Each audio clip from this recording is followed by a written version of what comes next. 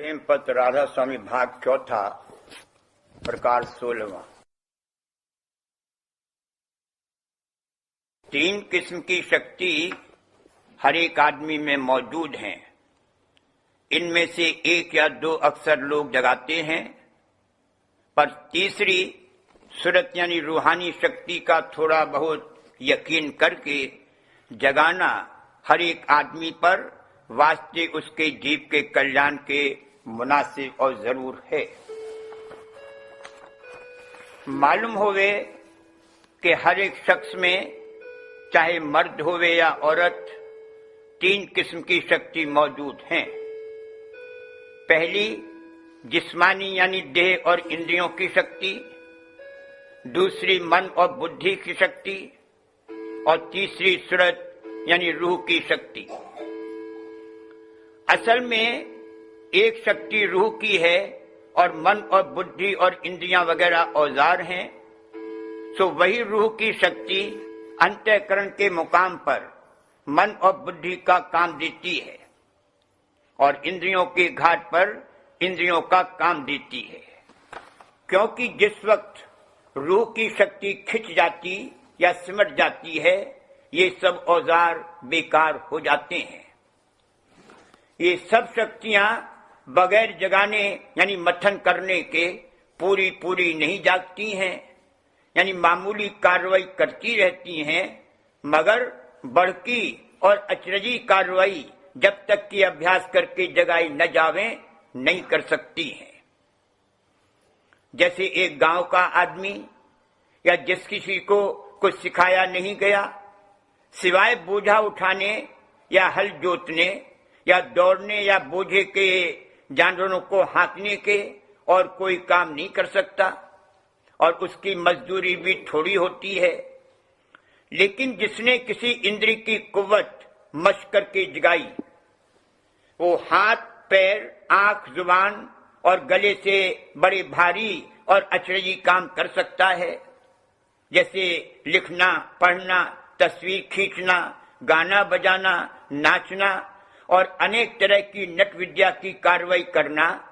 और जानवरों पर सवारी और सिपाहगिरी और कारीगरी वगैरह, और इन लोगों की आमदनी भी ज्यादा होती है। इसी तरह जिस किसी ने विद्या पढ़कर मन और बुद्धि की कुव्वत जगाई, वह लोग अपनी अपनी लियाकत के माफिक बड़े बड़े ओहदों पर राज दरबार में नौकरी पाते हैं और सैकड़ों, हजारों, लाखों और करोड़ों आदमियों पर हुक्म चलाते हैं और शहरों और मुल्कों का बंदोबस्त करते हैं और भारी भारी तनख्वाहें पाते हैं। लेकिन जिसने की विद्या नहीं पढ़ी और अपने मन और बुद्धि की ताकत नहीं जगाई, वे लोग हाथ, पैर यानी इंद्रियों की कार्रवाई की माफिक काम और मजदूरी पाते हैं। या जिन्होंने थोड़ी विद्या और हिसाब किताब वगैरह सीखा, वो व्यापार और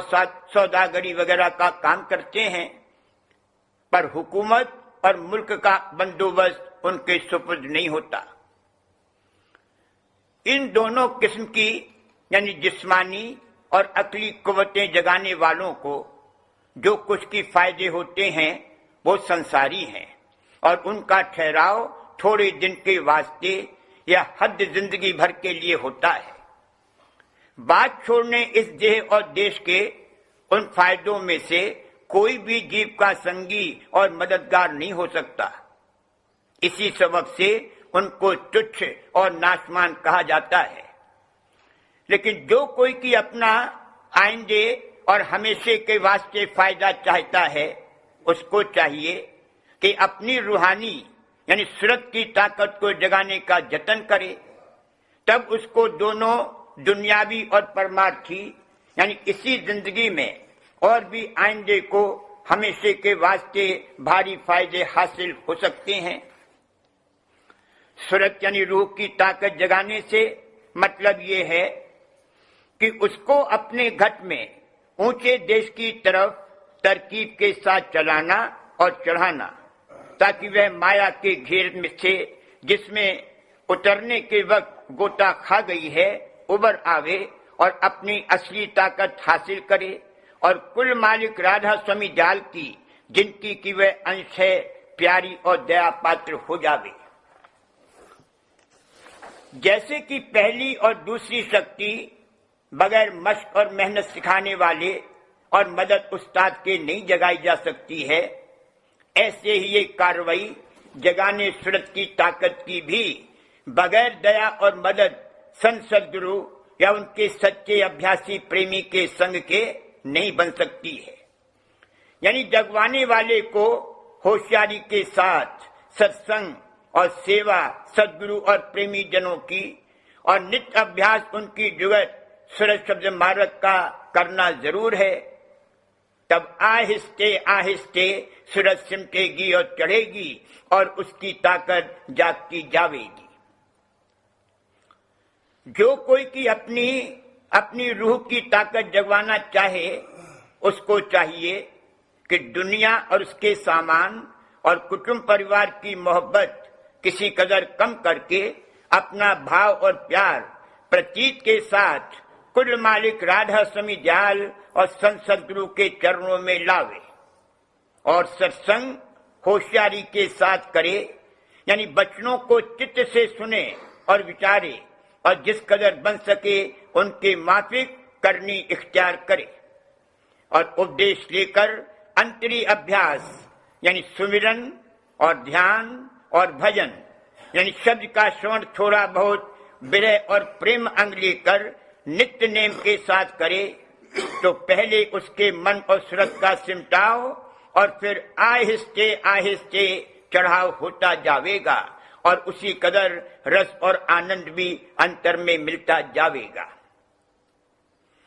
जिस कदर अभ्यास और सत्संग में रस मिलता जावेगा,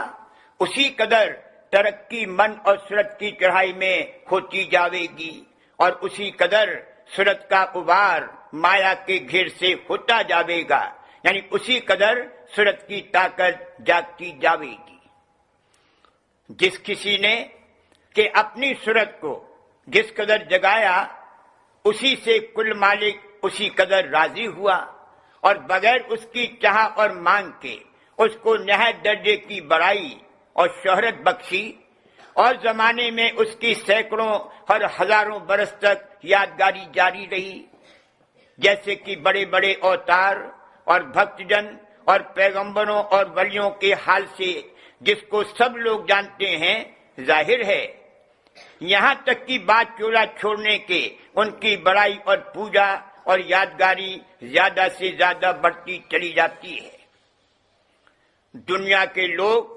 थोड़ी सी मान बढ़ाई और शोहरत और यादगार के लिए बहुत मेहनत और खर्च करते हैं और फिर भी ये बात उनको पूरी पूरी अपनी जिंदगी में भी हासिल नहीं होती और बात चोला छोड़ने के कोई उनका नाम भी नहीं लेता और न जिक्र करता है। लेकिन जिन्होंने कि मालिक के चरणों में भक्ति करके अपनी सूरत की ताकत जगाई, उनका नाम और जिक्र दूर दूर देशों में दिन दिन ज्यादा फैलता जाता है और मालिक अपनी दया से इस कदर बड़ाई उनको देता है कि जो कहने में नहीं आ सकती। इस वास्ते कुल जीवों को चाहिए कि वास्ते अपने जीव के कल्याण के जरूर थोड़ा बहुत अभ्यास सूरत के समेटने और चढ़ाने का माफिक कायदे राधा स्वामी मत के नेम से करें, तो जो ये काम उनसे थोड़े से थोड़ा भी बन पड़ेगा तो 3 या 4 जन्म में उनका सच्चा और पूरा उद्धार हो जाएगा। यानी देह और दुनिया और उसके दुख सुख और भी जन्म मरण के चक्कर से छूटकर एक दिन दयाल देश में बासा पावेंगे और अमर और परम आनंद को प्राप्त होवेंगे। जो कोई गहरे प्रेम और उमंग के साथ ये कार्रवाई करेगा और सच्चे मालिक के दर्शनों की तड़प और बेकली और उमंग उसके हृदय में विशेष होगी, तो संत सद्गुरु की दया से वह अपना काम बहुत जल्द बना लेवेगा और कुल मालिक राधा स्वामी जाल उसको वो दर्जा यानी संत गति बख्शेंगे कि जो अवतारों और पैगंबरों और वलियों के दर्जे से बहुत ज्यादा और ऊंची है। और जिसको ये गति हासिल होगी वो सत्य पुरुष राधा स्वामी जाल की मौत से लाखों और करोड़ों जीवों का उद्धार कर सकेगा। जिन लोगों से ये कार्रवाई यानी सूरत की ताकत के जगाने की बिल्कुल नहीं बन पड़ेगी और वे अपनी उम्र और जिंदगी सिर्फ संसार के भोग विलास में खर्च करेंगे तो वे 84 के चक्कर में पड़े रहेंगे, यानी बारंबार जन्मेंगे और मरेंगे और ऊंच नीच देशों और जोनों में दुख सुख भोगते रहेंगे और कोई उनका उस दुख में सहाय नहीं होगा।